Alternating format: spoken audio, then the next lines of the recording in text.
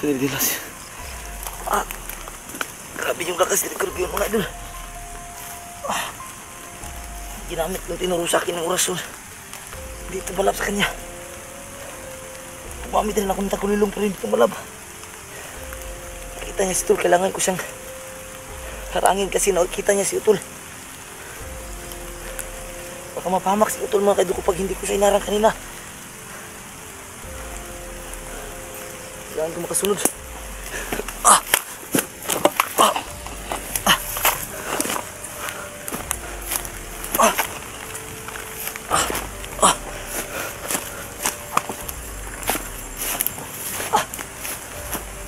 Kailangan ko masunod si Utol. Dito niya nakita si Utol mga idol. Bakit hindi ko nakita si Utol dito kanina mga idol?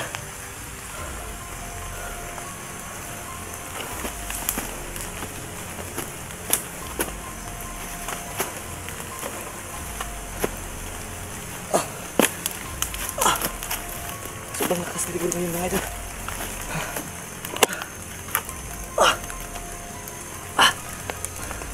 Tol!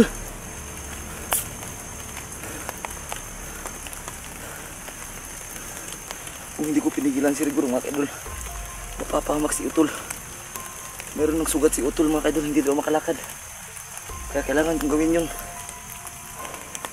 para makuha ang ating si rigor. Kakaiba talaga yung lakas ni rigor ngayon mga idol. Hindi ko maisip na magkakaroon ng kapangyarihan na ganun si rigor.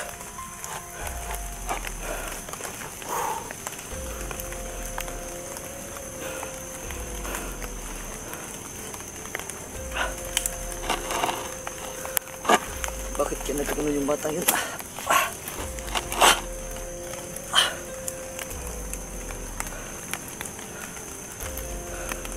Hindi alam ni Raya na nagkakano yung anak niya. Ang pagkakaalam ni Raya, nagtatrabaho lang si Rigor.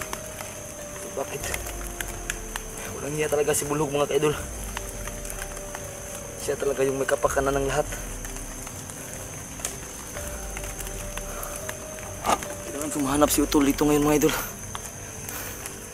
Dito ko narinig na sumigaw si Rigor.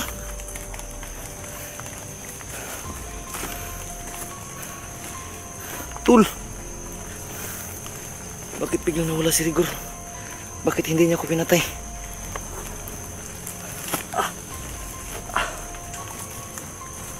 Utol! Kailangan pilabas yung ilaw mga idol. Lalabas muna ako sa ngayon mga idol.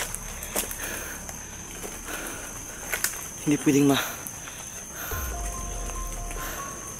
huli kaming dalawa. Pero hindi ako lalabas. Kailangan ko sundan si Utol. Hindi ito pwede. Hindi ko nakikita yung kapatid ko. Isa lang sa ngayon.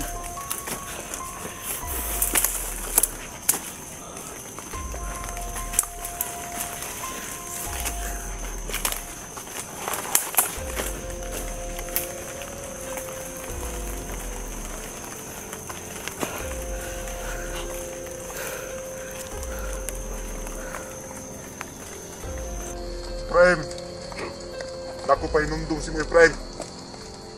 Kung gusto pa ka mabuhi, lakaw mo ning bukid. Ano mo pakita ning bukid? Dan ay migsoon nga si Bert. Kabulo ko mulang taw sa yung gibuhat ko nga sa una nga inyo kong giligtas. Pero once nga makita ta po mo diri Prime sa bukid, pasensyahay na kita. Wala po istorya nga di na gyud mo mabuhi. Sa pagkaroon, pag nakaw na mo, makita ta po mo diri nilagyan mo mabuhi. Mura na ako pa inundon sa mga Prime.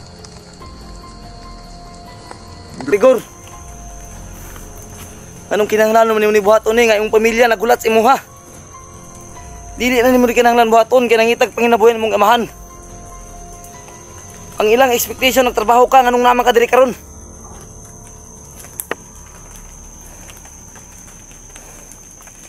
Di na ko kinahanglan ang imong paghatag og tiyan sa kuha. Ang akong gikinahanglan ang imong pagbag-o. Kay bata pa kaayo. Daghan pa kag maabot sa imong kinabuhi. Bisag daghang ingon nga ipapatay mo pero di na ko kaya buhat kay bata pa ka. Ilabay ng mga haba ko kanting-anting nga gihatag ni Bulog sa imuha, ayaw patuon ni Bulog. Kay maninintan lang sa imuha. Wandi Rigor! Rigor! Di ka maluoy sa imong inahan nga naning kamot para sa inyo ha.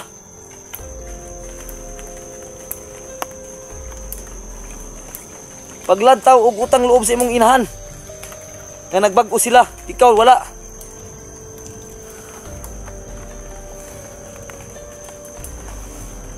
Nganong nahanto man kasi nani nga panginabuhi? Nga nabag-o naman unta mo. Wandi Rigor! Paminaw! Kung asa man ka, nganong di man ka mapakita?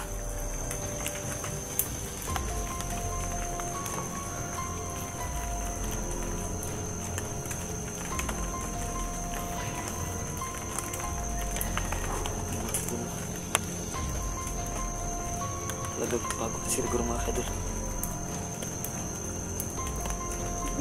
Bibigyan niya kami ng pagkakataon na makalabas sa gubat. Pero hindi niya kami bibigyan ng pagkakataon kapag nakita pa daw yung landas namin sa pangalawang pagkakataon.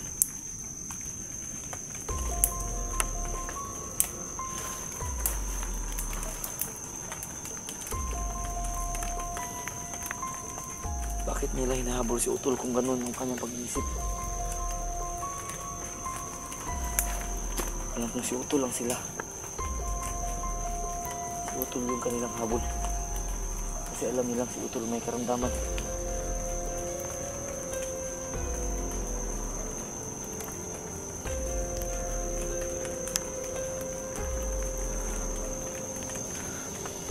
Rigor, makinig ka sa akin kung nasan ka man ngayon.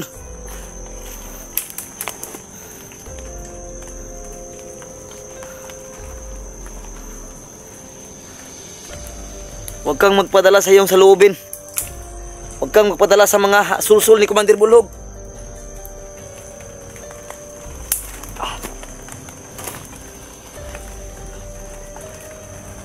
Naawa ko sa batang ito mga kaidol, kahit sabihin man ng iba na ipapatay na. Alam kong hypnotismo lang si Rigor mga kaidol ni Bulhog. Kasi kung hindi siya na hypnotismo, alam ko nagbalik ang kanyang kalooban at kabutihan kanina sa ginawa niya na hindi na ako pinatay. Siguro mga kaidol, no? Na-hypnotismo kasi yung nangyari sa akin kanina na binugbog niya ako pero pinalaya niya ako. Tapos nung umaga rin kaninang umaga rin yung nahuli ako nila.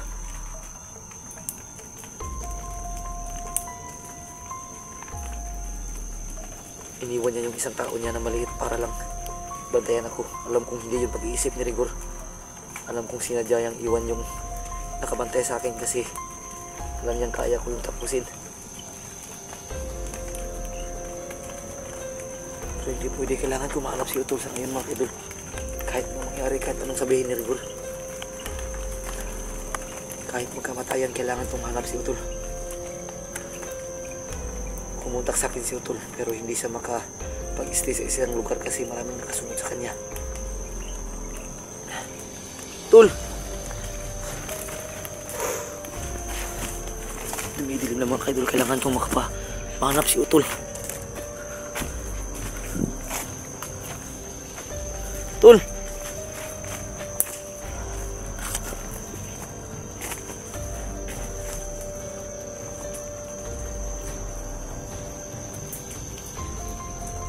Nasaan na kayo? Alam kong hindi ako narinig ni Utol kanina kaya tumakbo na lang siya. Kawawa naman yung kapatid ko mga idol. Wala siyang magawa kasi meron lang siyang sakit. Nakita ko pa yung video na kumakain lang siya ng buko.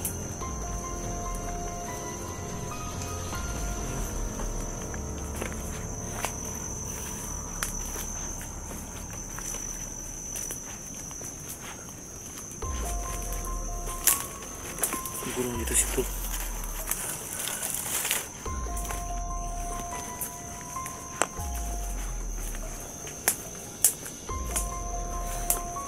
So yun mga kaidol, no? Papaalam muna ako sa ngayon mga kaidol. Kailangan ko mong gumawa ng matutulugan. Kasi nagdidilim na at magtitipid lang ako ng baterya mga kaidol.